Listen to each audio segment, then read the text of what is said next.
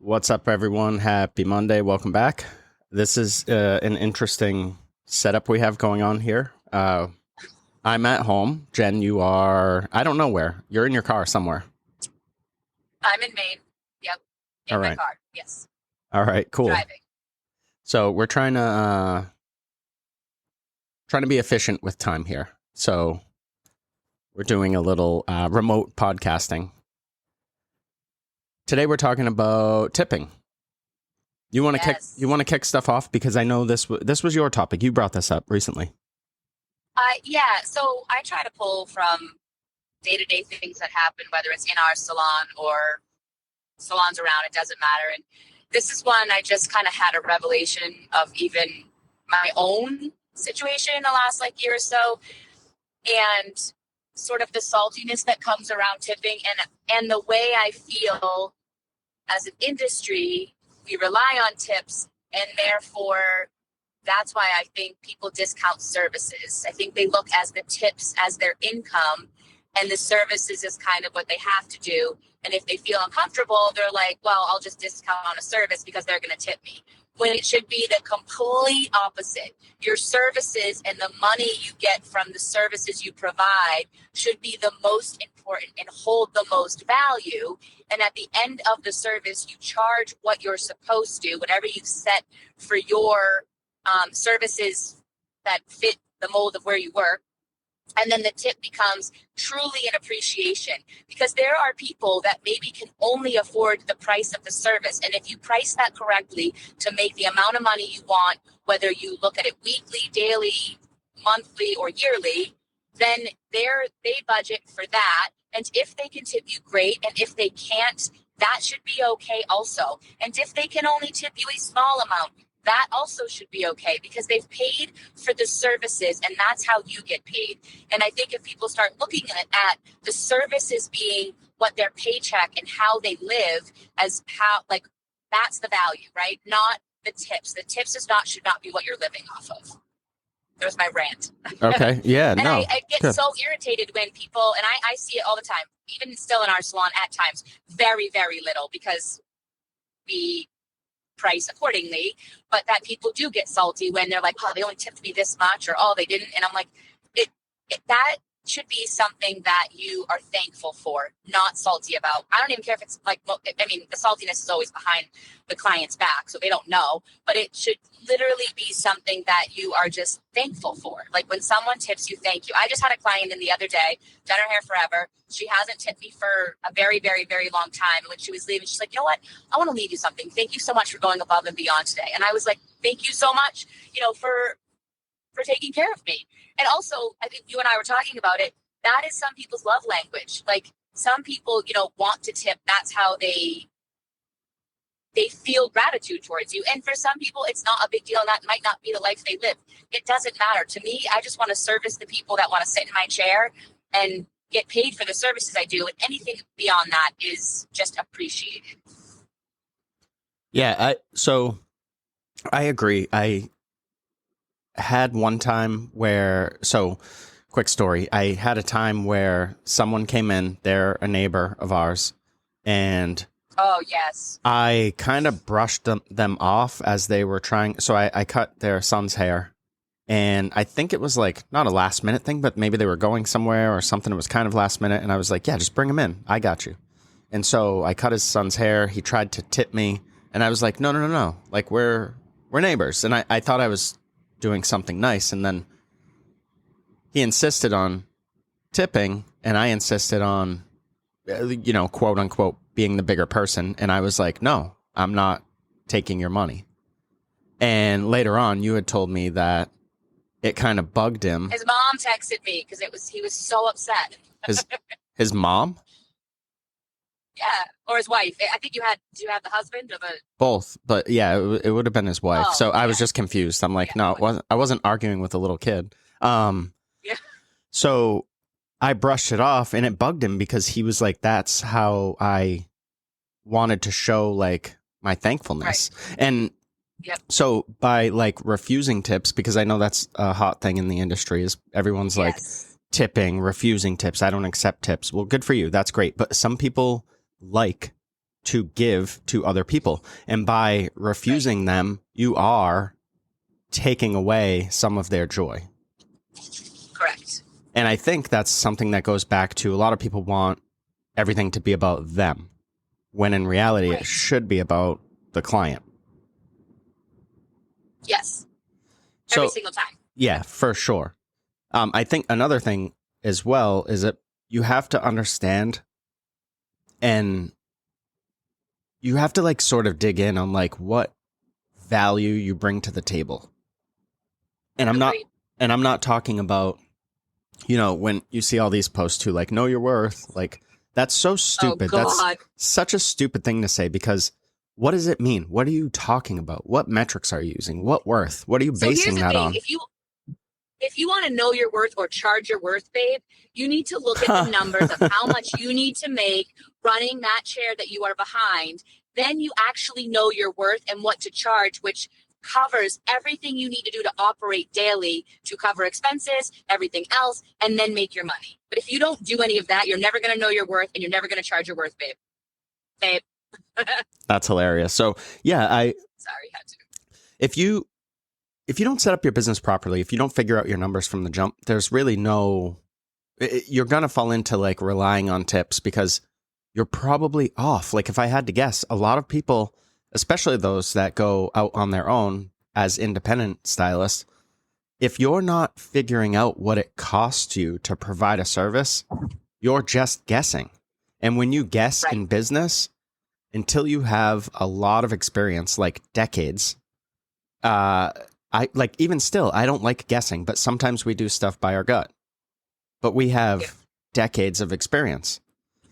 When you're starting out, if you don't, say for an example, you have even a haircut, like, there is a cost associated with that. It might not be a lot, but if you brush it off, it adds up over time. Right. So you need to understand, you know, water usage, if you are in a space where that's relevant, electricity, if you're paying an electric bill or a percent of an electric bill or whatever. You need to understand what it takes for that client to book, and the software and what that costs you. There's a cost associated with, you know, the shampoo, the conditioner, whatever treatments you're providing, your blow dryer, brushes, upkeep, maintenance on your tools. Like, there's a cost even for the simplest of services that a salon or a hair pro could provide, but it still needs to be accounted for no matter what. Right. Let's talk about discounting for a second, because I think that is a big one for people. And I see lots of discounts, and I've been asked a bunch of times too, like, hey, should I run discounts on this? And I'm like, you just told me you needed to make more money. How would discounting, how would making less money help you get to making more money? I don't get it. I think maybe people just all you're want going to do is find the people that want discounts. Yeah. They're going to look at the next discount. Yes, very true. Well, I think going back to discounting, it becomes something that I think when you're cashing out a client, if you haven't appropriately gone over the cost of the service or what is going to be the final like ticket amount, that's where I think people get up there and they hit a wall where there's a number they're not comfortable with. And since they didn't discuss the number with the client, they're like, I'm just going to charge them this. Or I've seen this where you leave them up and you let the receptionist check them out. You run out back. You're like, were they okay with that? None of that should be happening. That's where you have to learn consultation and talking about price so that you're not emotionally discounting at the end of the service because you didn't do your job. Then it comes back to if the price of the service is at the amount at like the top of the budget for that client, then that's what you get paid on. And again, then maybe you don't get tipped on that service, but they paid you the appropriate amount for the work you did. And I think it's just, again, looking at those services and charging accordingly and really being confident behind your work and the services and what you're charging. You had a situation recently with a client that had a financial situation about tipping. Do you want to talk about that? Yeah, sure. So I had a client that came in and he is in the process of switching some stuff up in his profession and was like, hey, Todd, just to let you know, I can cover the cost of the haircut, obviously, that I booked, but I don't have any extra cash right now, so I'll get you next time. And I was like, I'm not really, I forget the exact way I put it, but I was like, it's totally fine. There's no need to like, quote unquote, get me next time. I appreciate that you're just coming in and sitting in my chair and letting me cut your hair and, you know, taking 30 minutes out of your day to come hang with me. And he was like, well, I'm going to get you double next time. And I was like, well, whatever. I guess whether people tip or they don't tip, it's sort of irrelevant to me. Right. But it goes also to show the stress on the client about tipping, and it should not be stressful. It should be client experience. This is where it's at, and there's no pressure. Just pay for your services. Anything else is fine. Yeah. Or not. Yeah. So I was trying to like not push back too much because I don't want him to feel like I'm like combating him for trying to get me next time. Right. But if next time comes along and he tips or he doesn't tip, or if he tips double, I'm just going to say thank you.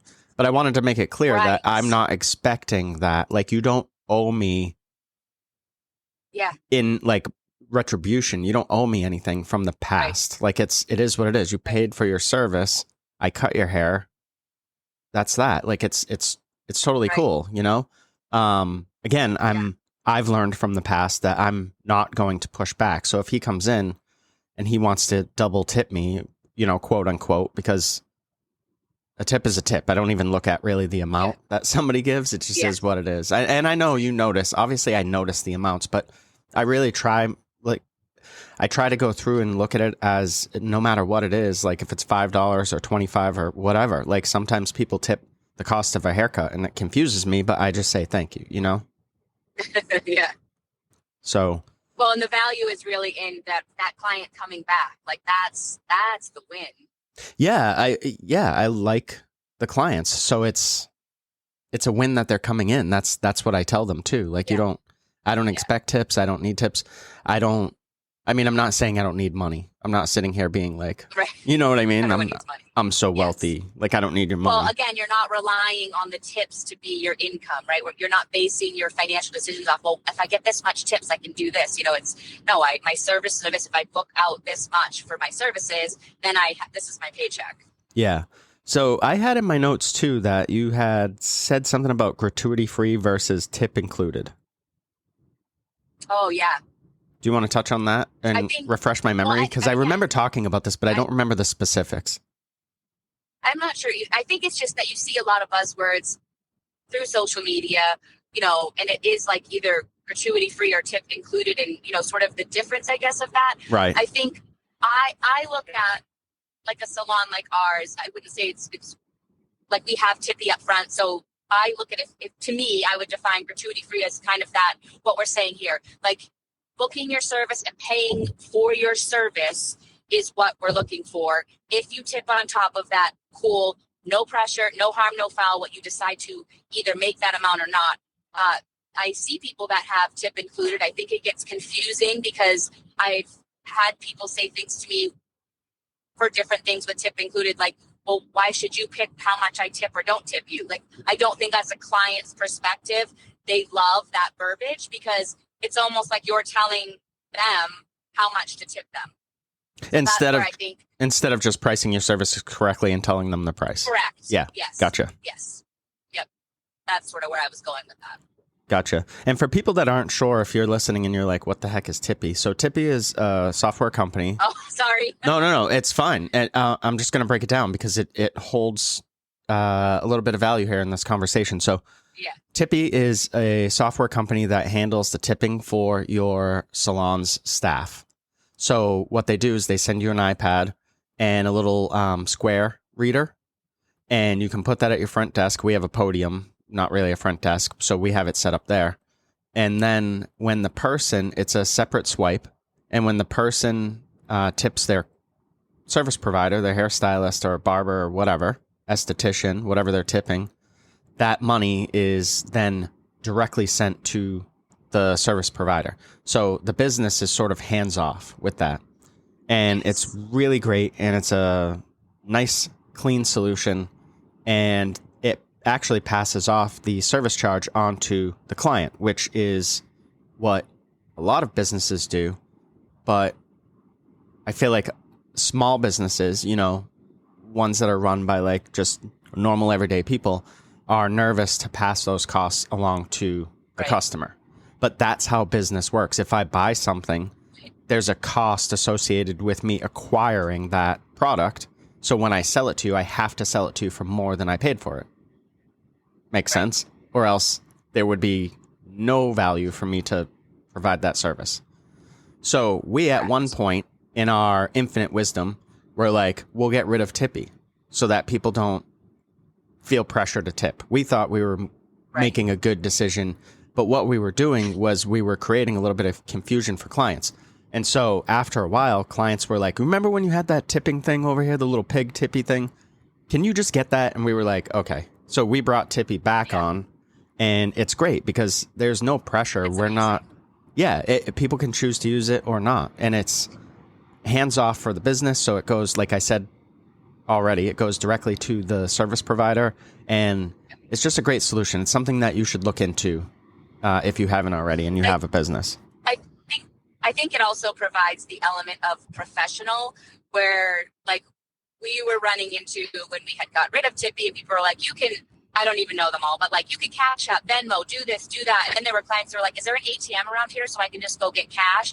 So we realized, like, first of all, we were stressing them out. And then the lack of professionalism from the service provider, listing all these ways you could send them money, it was like cringy. So the tippy up front just really, a picture on it, and it has a professional vibe to it that I think you need to have in your salon. Yeah, I agree. I am not a fan of people putting out cards or having Venmo or Cash App, like all these different things. I think I'll just be blunt. I think it's tacky. And cringy. I'm sure there are people out there that are like, well, I'm going to do what's right for me. Good for you. It doesn't, in my opinion, it doesn't look professional. If you're using Venmo to collect tips, it just looks like you're hiding stuff. It looks shady and whatever. If that's how you want to run your business, totally fine. I'm not knocking it. I'm just saying how I feel, right? So I guess that I am sort of knocking it, but it's just how a little bit. But it's reality. We're like, can you imagine if you went to a restaurant and you handed them the card and then they were like, oh, the restaurant keeps our tips or something. They have whatever excuse and they were like, can you just Venmo me? I would be like, what are you talking about? Yeah. But in the hair world, for some reason, people are like, oh, just Venmo me. It's okay. Yeah. And everybody, I say this all the time. Everybody wants to be a professional. Nobody wants to do professional things. Correct. And this industry is, in my opinion, it's got to get it together with something. Pick something and be professional about it, because it's lacking everywhere. And if you're wondering why your tips are suffering, well, it's a combination of things, but part of it could be that people just aren't seeing the extra value. Like, why would I give extra money to something that's not changed or not improved or whatever over how I don't think you're going above and beyond. Yeah, and that's actually a great point. This could be a whole separate podcast, but what are you doing that's different than the last 20 times that person came in to see you? It's just routine at this point, and you become complacent, and it's difficult to give somebody that gets the same thing. It's difficult to give them a consultation, but even as a barber, I still try my best to just really dig in. Like, hey, have you changed your hair routine? Have you changed what you're using for products? What does your daily routine look like now? Has that changed? Like certain things, because if I can help with a little bit of a change of a hairstyle or whatever, you know what I mean? Then that's a little bit more than, I guess what I'm trying to say is it's a little more than just having them come in and being like, oh, same as last time, and then just cutting their hair. And that is what it is. Like, because the person might not even have the words. They might not have the language to tell you what they need. So it's on us as a professional to get that out of them however we can do that. And for us, we're big on consultation, and that's where that comes from. It's just having that open conversation so they can express whatever they need to, right? Yeah, for sure. Do you have anything else? I don't. I think that was great. Yeah, that was good. So I guess tipping, if we had to boil down that little mini conversation, you should really figure out your pricing structure and what that looks like and have that be reflective of the money that you want to make, not trying to factor in something that is like a guesswork. Right. You should avoid discounts, which is something we can talk about again in a different episode. We've talked about that before, but I would avoid discounts because it's not going to help you like you think it's going to help you. You think that people are going to come through the door and whatever, and then it ends up not being fair, and most of the time it's for new clients and blah, blah, blah. So discounting gets to be a nightmare, and then, you know, some people get discounts, but others don't, and it's just, I don't feel like that's operating with integrity when you have different people paying different prices. Right. And then look into some tech solutions like Tippy. Make life easier. And then at the end of the day, when in doubt, just do what's right by the client. Absolutely. Like we mentioned, tipping, giving gifts, that sort of thing. That's some people's love language. That's some people's style. So if you're unfamiliar with that, go check out that book. I think, what is it called? Love Languages? 5 Love Languages? Something like that. I forget. Okay. And yeah, if you need anything, I guess hit us up. And next week we'll try to get together so our quality will be better. Yeah, game on. All right. Thanks for listening, everyone. We will talk to you soon. Bye. Bye.